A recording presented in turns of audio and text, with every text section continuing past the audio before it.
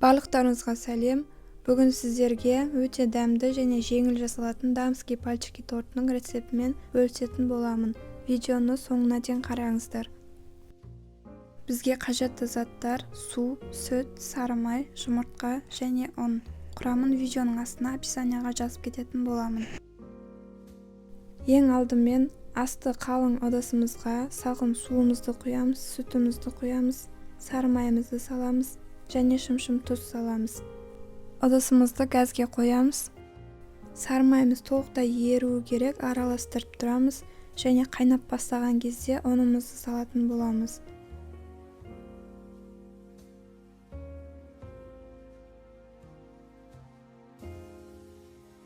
Барлығын жақсылап араластырамыз. Ыдыстың астында осындай корочка пайда болады. Сол кезде дайын болды деген сөз. Астын өшіреміз. Енді оны ыңғайлы болу үшін үлкен ыдысқа саламыз және суытып аламыз. Мен миксермен суытатын боламын. Толықтай суып болғаннан кейін жұмыртқамызды біртіндеп сала отырып араластырамыз.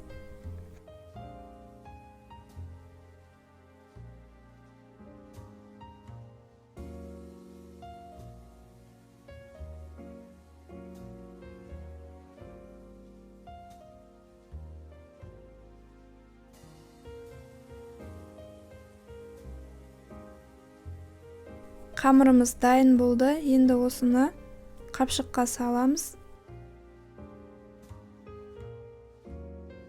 Пергамент қағазға таяқша етіп қамырымызды құйып шығатын боламыз.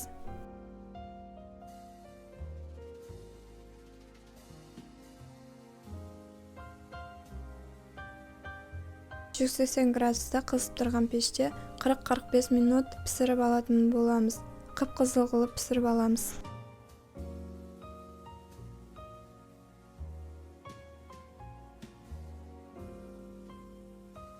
Бізде қамырымыз пісті, осындай қып-қызыл етіп пісіріп алатын боламыз. Енді кремін дайындаймыз. Бұл жерде менде 20% қаймақ қою болу керек. Оның үстіне сгущенка, сосын 33% сливкиді құйып, барлығын жақсылап араластырамыз.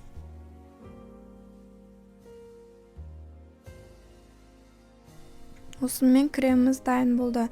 Енді жаңағы қамырымызды кремге батырып, ыдысқа қойып шығатын боламыз.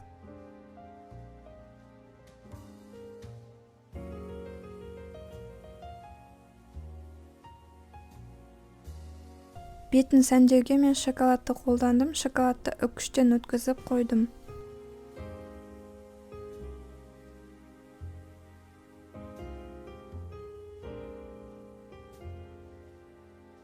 Тортымыз дайын болды. Енді 1-2 сағатқа холодильникке саламыз.